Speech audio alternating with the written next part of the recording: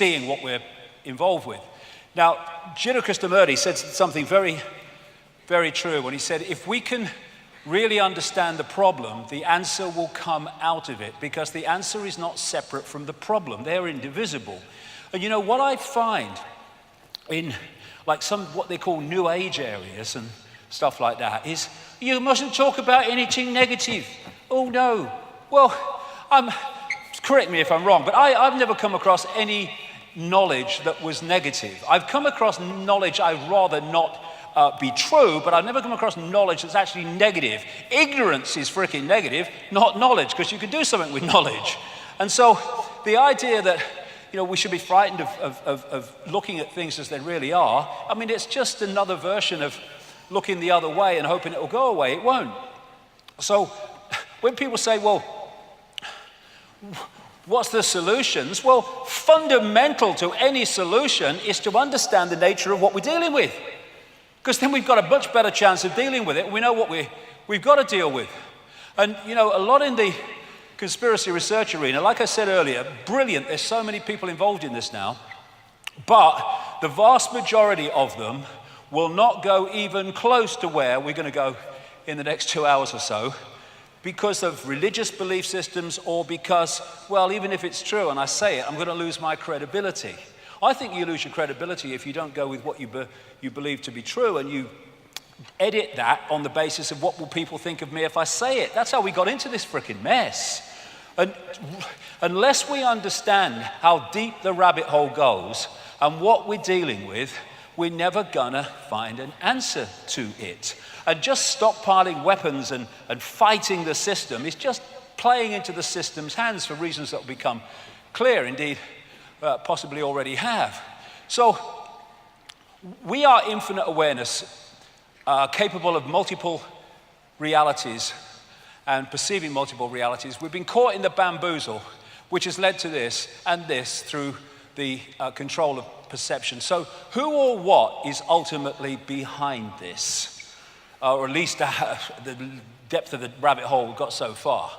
Well, they ain't, for a start. Because they're just here today, gone tomorrow, people who are just puppets of a system that's here yesterday, today, tomorrow, and the next day. It's not him. I don't care if he's supposed to be the most powerful man in the world. He ain't. He's another bloody glove puppet.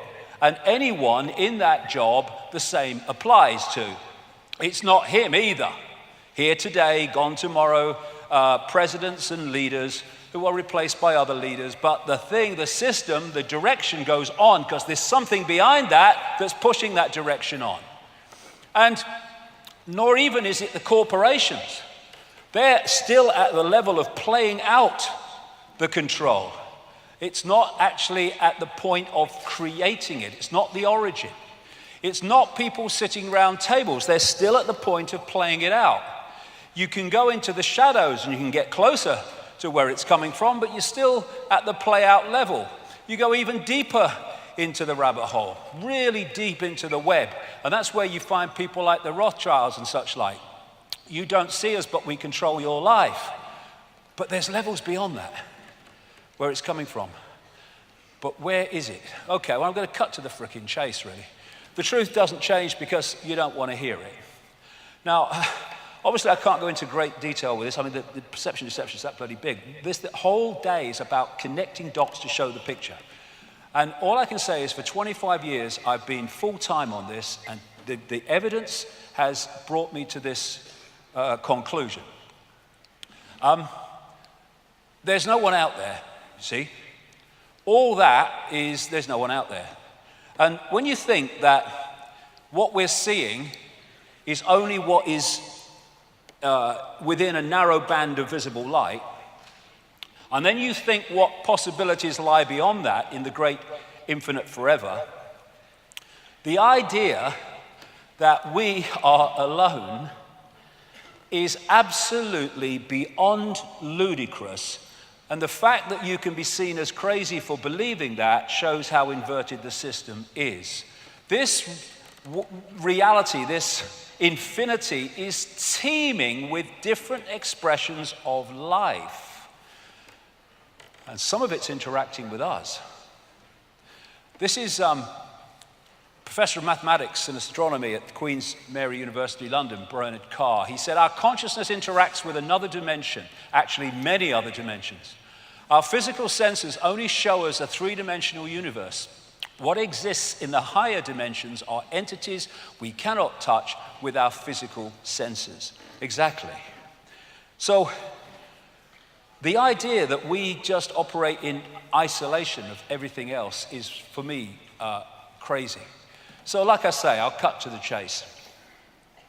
This reality that we're experiencing has been hijacked by a force that some ancient people call archons, but there's different names right across the ancient world for the same force, the same entities. This is when the penny drops, when all these different names for the gods all over the world turn out to be different names for the same force, because they're described in the same way.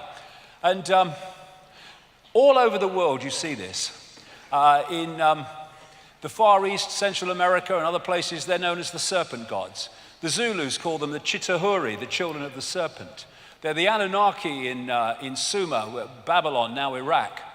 They're our snake brothers to the Hopi people of North America. They're the star people, many, many examples of that. They are the demons of Christianity. To the Gnostics, they are archons. And to the Islamic and pre-Islamic world, they're called the jinn. And in their prime form, they are energetic in nature, but they can take form, as I will talk about. So, like I say, they're described so much in the same way, because they're different names for the same thing. So, the Gnostic people, not the Christian Gnostics, the pre-Christian Gnostics, that ran the Great Library at Alexandria, and they also manifested as the Cathars in southern France. They say that the archons are made from luminous fire. The jinn, according to Islamic and pre-Islamic belief, are made from smokeless fire. And you see this correlation of description wherever you go. Now, this, for me, was one of the great finds ever in terms of understanding the nature of what is happening. At Nag Hammadi in Egypt, about 77 miles north of Luxor on the Nile, in 1945, a sealed jar was found with loads and loads of documents in it, leather-bound. And they told the beliefs and the perceptions of this people called the Gnostics. And the Gnostics had a completely different view of reality than religion, which is why the Roman Catholic Church and the Roman Church tried to destroy them wherever they got any strength and any foothold. They ran the Great Library at Alexandria, which had something like 500,000 scrolls detailing the beliefs of the ancient world and the history of the ancient world, destroyed by the Roman Church. And like I say, the Cathars, who were destroyed again by the Roman Church in 1244, I think it was, at that place in France, Montségur, that fort on the hill where I've been.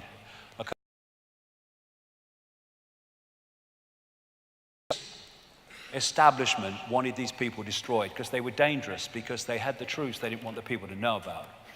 And this is what these scrolls and this find at Nag Hammadi said.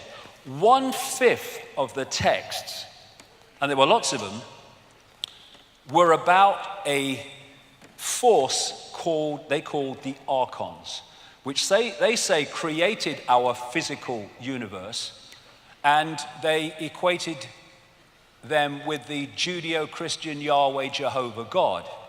And when you see the Old Testament kill 'em and flog 'em and all that stuff God, it fits precisely with the descriptions of the archons by the Gnostics. So what they say in these writings, in these texts, is that, well, first of all, archon means prince, ruler, authorities, or from the beginning. That's why they use the word archon.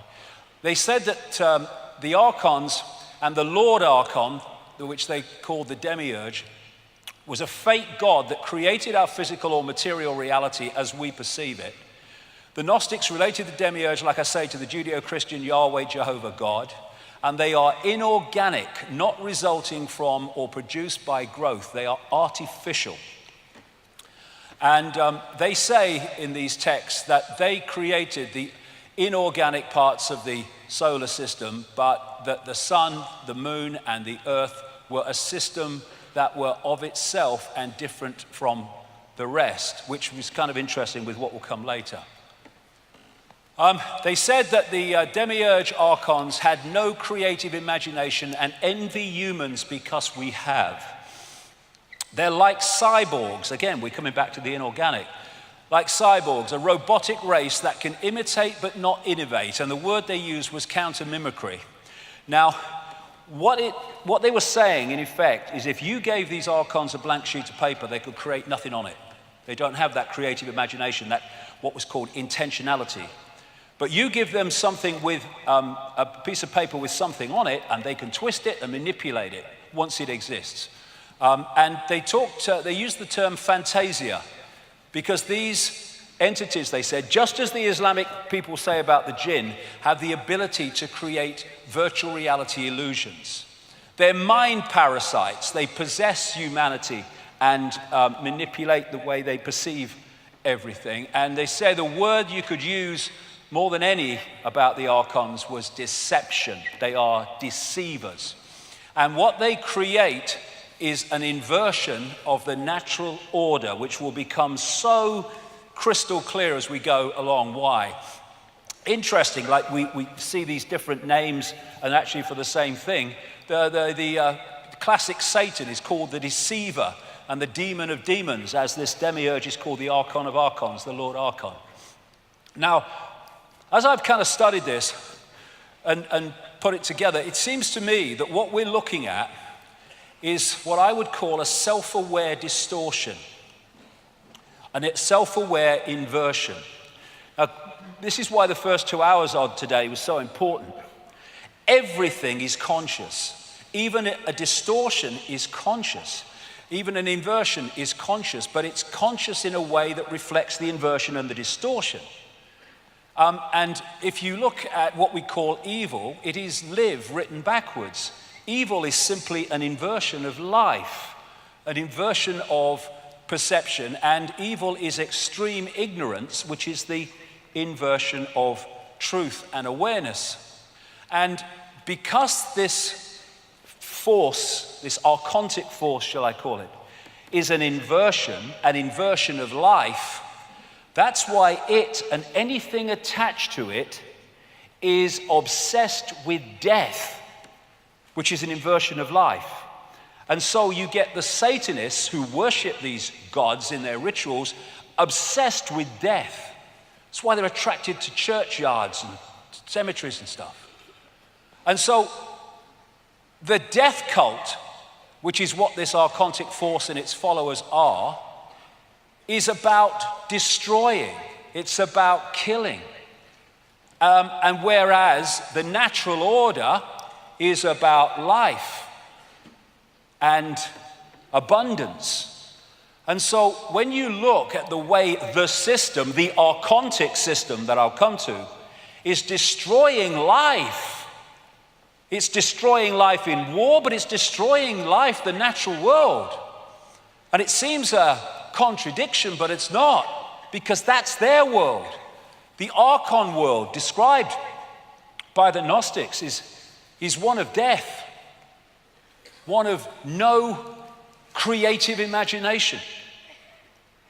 It's a death cult, and all this pollution and environmental devastation is absolutely what it wants, because that's its reality. And the other thing about the archontic mind is it's what we call psychopathic. They're psychopaths, the definition of which is this: no empathy, no remorse, no empathy, no ability to put themselves in the feelings of those that suffer the consequences of their actions. Once you have no empathy, you have no limit to what you will do, because you have no emotional consequence for doing it. No remorse for what you do, no shame. Parasites overwhelmingly. Why? Because they have no creativity of their own, so they have to parasite off the creativity of the target population. That's what the system does. Look at banking. What else is that but an exercise in parasites?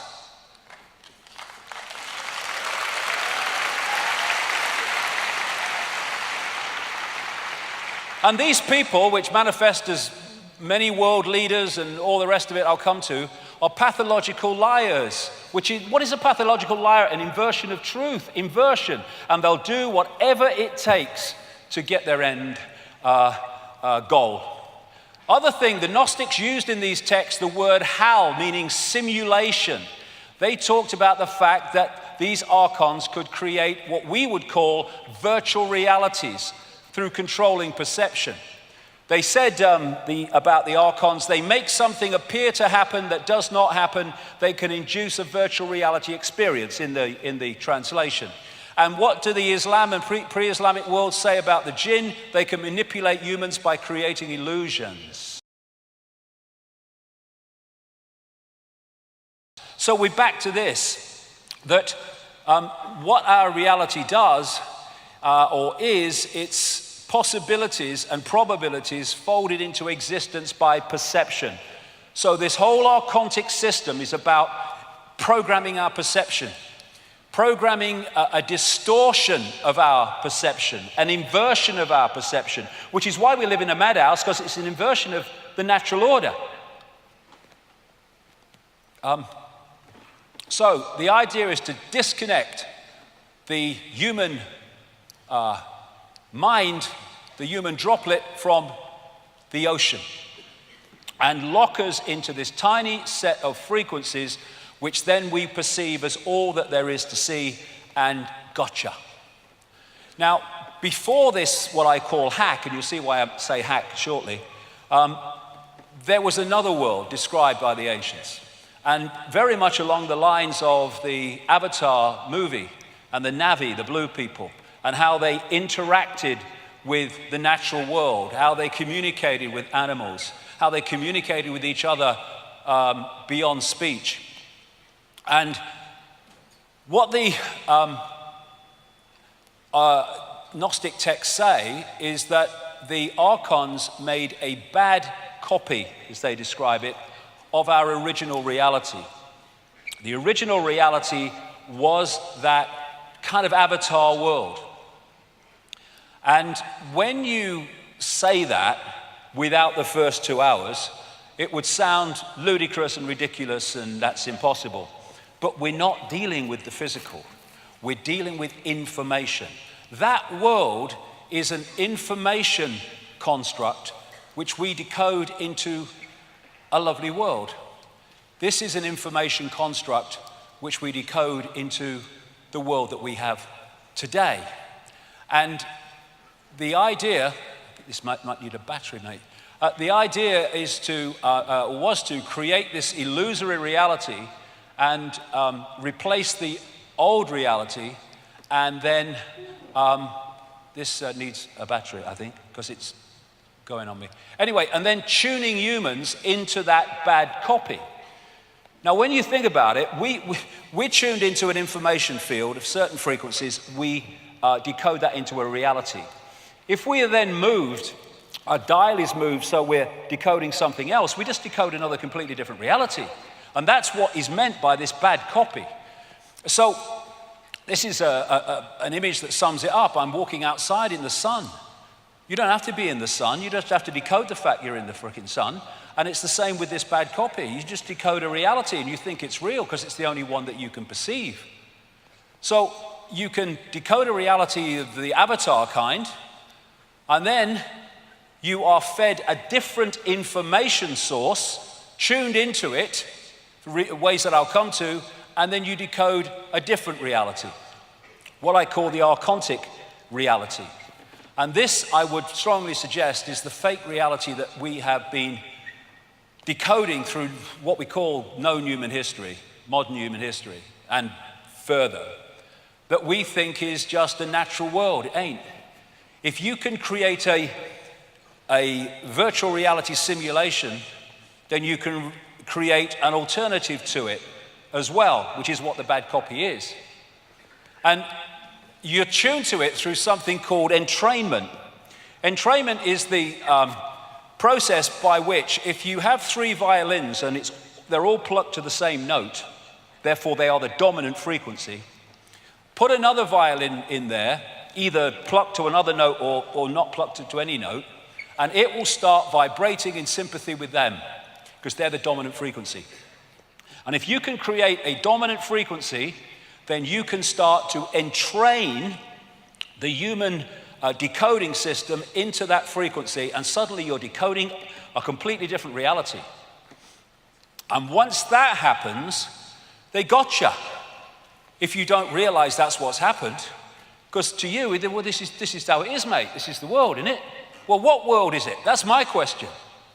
And, you know, I liken this archontic distortion, inversion, to a computer virus. It absolutely fits. A computer virus, in our terms, obviously not exactly the same, infecting human perception. So what is, like I said earlier, a computer virus? It's rogue information. It's just introducing into the original system rogue information which distorts their word again and inverts the original system. So this is what a computer virus can do. Damage files, slow the system, show messages, take control. And how a computer virus works: a virus is a small piece of software that piggybacks on real programs. The archons do not have creative imagination. They cannot create. They can only distort what already exists. How can you describe a computer virus in better terms than that? Similar to the way a biological virus must hitch a ride on a cell, a computer virus must piggyback on top of some other program or document in order to launch. Once a computer virus is running, it can affect other programs or documents. It has piggybacked the original reality and has distorted it. And this is what is manifested as what the Gnostics called a bad copy. Now, we are taking energy sustenance from the energetic field.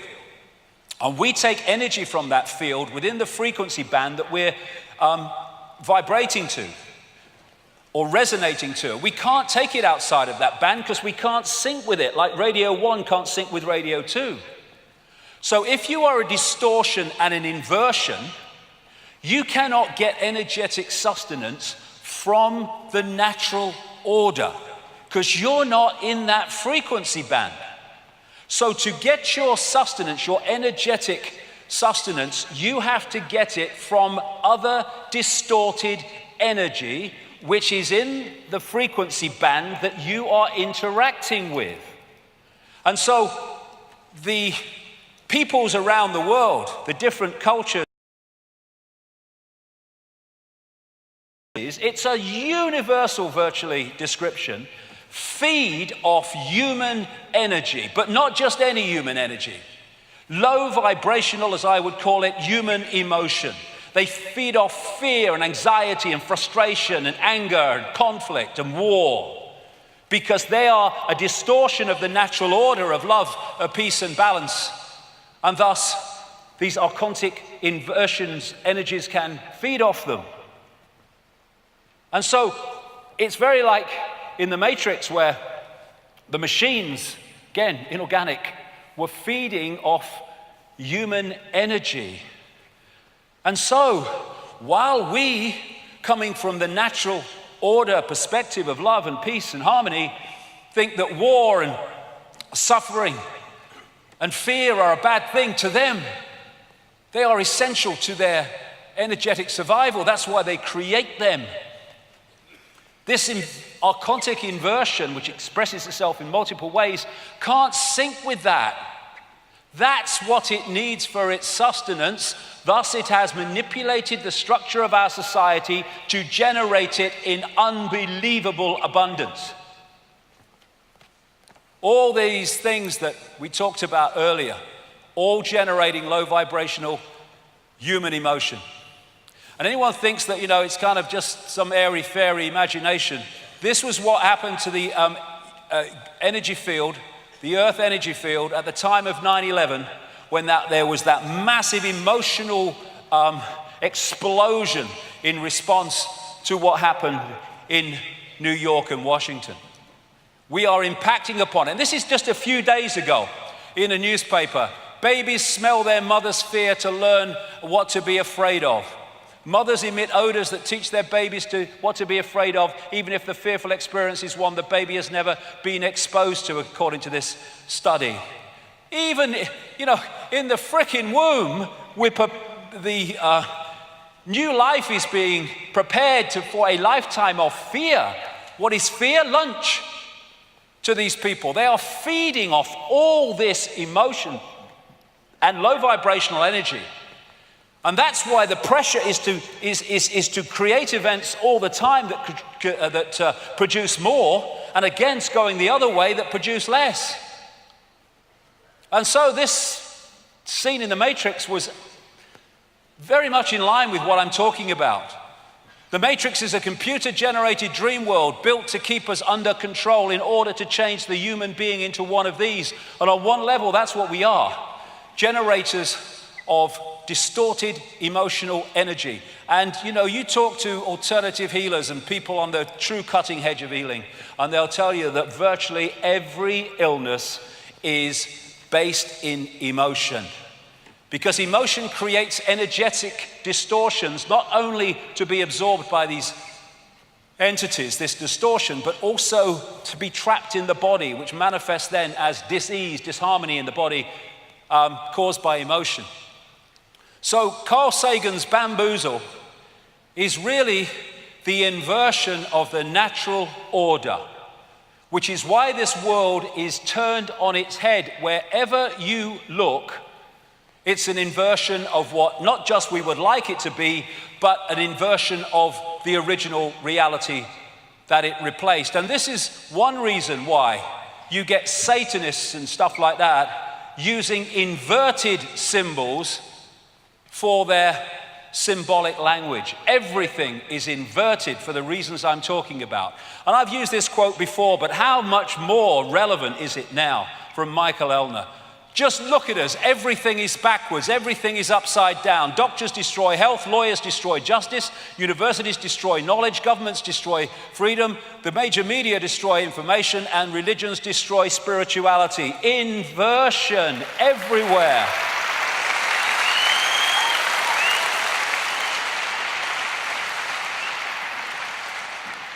And these expressions of this archontic force are genetic liars, because lying is an inversion of truth. And this archontic energetic inversion, distortion, is not in this reality in form, although it can be, as I'll come to, but it exists in a reality very close to this one. And the idea is to distort our reality more and more, so it starts to blend and combine and come together with theirs. They are seeking to turn this reality into an extension of their reality through distortion and inversion. Now, this is Eben Alexander. He said that when he had his massive near-death experience, the first place he went to was very unpleasant. And to me, what he described was very much like this archontic realm that I'm talking about. He said he heard the sound of rhythmic pounding that was distant yet strong, a little like a heartbeat, but darker and more mechanical, that keeps coming up. Cyborg. Like the sound of metal against metal, as if a giant subterranean blacksmith is pounding an anvil somewhere off in the far distance. Pounding so hard that the sound vibrates through the earth or the mud or wherever it is that you are. Reptilian, worm-like creatures crowded past him, he said, and sometimes rubbing against him with their smooth and spiky skins. Faces bubbled up out of the darkness and became ugly and threatening. The pounding intensified and became like the work beat for some army of troll-like underground workers. He became aware of a smell, a little like faces, a little like blood, a little like vomit, a biological smell, in other words, but of biological death, not biological life. And whatever, that fits absolutely the descriptions of these entities and this inversion. and they're seeking to bring their reality into ours by syncing their frequency. The Golden Age society, the way it's described, and again in the way the Avatar movie portrayed that society, was a heart society. This was the point from which they interacted with the world, the heart, which allowed them to experience reality outside the bounds of time and space. When you come from the heart, you don't do hatred. The heart doesn't hate. The heart doesn't seek to destroy. And so this inversion was about taking the point of interaction with the world from the point of love, heart, into the emotions. And how do we see now our society and how people interact with it from the level of emotional response and emotional reaction instead of here? And when that moves to that we interact with the world here, the world dramatically changes. And so, like I said earlier, with this heart coherence with the central nervous system and the brain, once we get into this, we start to disconnect from the heart, disconnect from beyond time and space, and start to have this as the governor of our perception. And if you take it in a computer game terms, the idea is to pull us into the lowest level where this archontic force works from. Now, these Gnostic writings have been estimated to have been buried in that sealed jar between about 350 and 400 AD, which corresponds with the destruction of the great library of Alexandria run by Gnostic thinkers. But it's suggested that they were possibly written about 100 AD. In those documents, all that time ago, best part of 2,000 years, they say that the archons can take form, and the main forms they take are reptilian entities and those known today as greys. The archons describe the greys as like an unborn baby or fetus with grey skin and dark, unmoving eyes. That was nearly 2,000 years ago, and it's the same description as what we call grey entities today in the modern world. And of course, I've been saying for a long time now that behind the human networks of control is a reptilian form. But I did say a long time ago, I didn't think it ended there. I thought it went into the realms of something else, and this something else is this archontic inversion, I would suggest. So when I was talking about the reptiles, of course, I got lots of ridicule. Hey, he's mad. And my response to that has always been the same as well. This has been my feeling about what they say.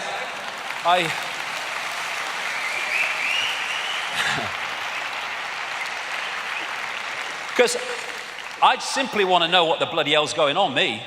Just want to know what's going on. Whatever it is, I want to know. And if people don't like it, well, they do the other thing, that's just as good. But is it madness, or is it seeing beyond the program? Like I say, condemnation without investigation is the height of ignorance. But they say it's rubbish, but they don't investigate it. And yet, when the Daily Mail runs a story from some chemist, scientist a few years ago who said that he thinks from his research that there are reptilian entities all around in other dimensions, then he was treated as dead straight because he's a scientist, so he must know what he's talking about.